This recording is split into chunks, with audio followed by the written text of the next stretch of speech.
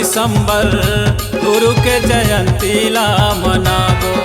आगे आगे दिसंबर गुरु के जयंती ला मनाबो। 18 दिसंबर गुरु के जयंती ला मनाबो। आगे आगे दिसंबर बाबा के जयंती ला मनाबो। घर घर में सतनाम के झंडा, घर घर में सतनाम के झंडा, ए दे लहर लहर लहराबो। 18 दिसंबर गुरु के जयंती ला मनाबो। आगे आगे दिसंबर गुरु के जयंती ला मनाबो।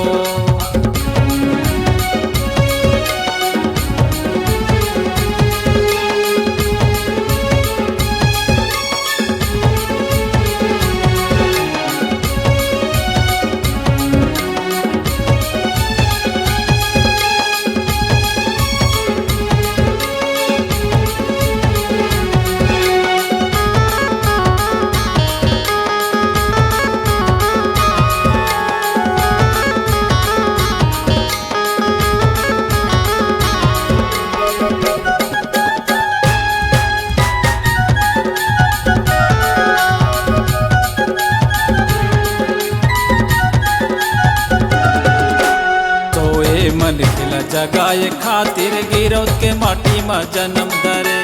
छत्तीसगढ़ के जनमानस पर दुनिया लाते लड़त रहे।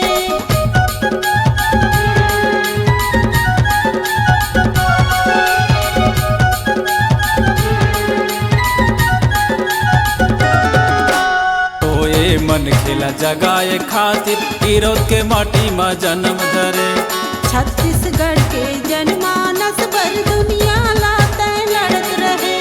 सतपुर सतनाम के दिया,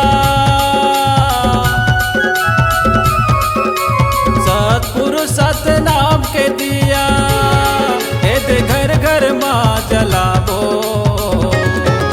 18 दिसंबर गुरु के जयंती ला मनाबो।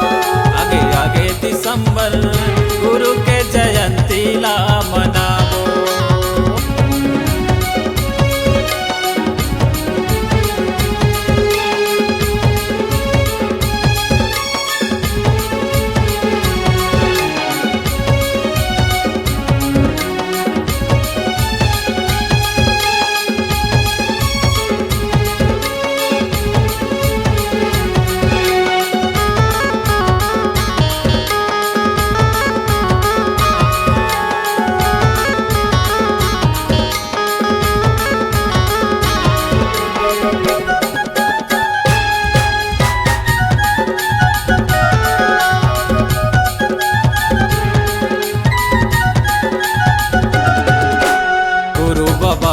संदेश ला जन जन माँ बगराबो।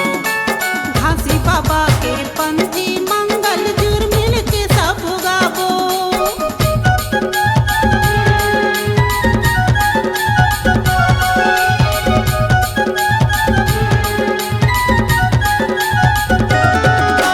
गुरु बाबा के संदेश ला जन जन माँ बगराबो। घासी बाबा के पंथी मंगल जुर मिल के सब गाबो। महापुरुष के अमृत बानी,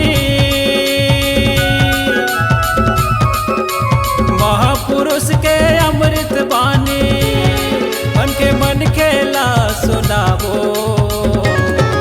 18 दिसंबर गुरु के जयंती ला मनाबो। आगे आगे दिसंबर गुरु के जयंती ला मनाबो। 18 दिसंबर गुरु के जयंती ला मनाबो। आगे आगे दिसंबर गुरु के जयंती ला मनाबो। घर घर में सतनाम के झंडा,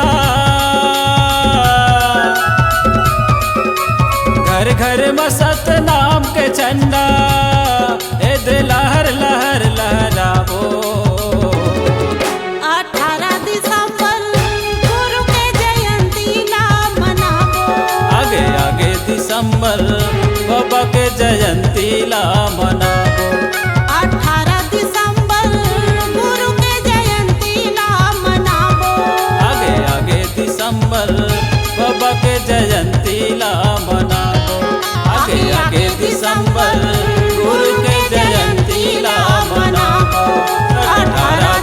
दिसंबर गुरु के जयंती ला मनावो।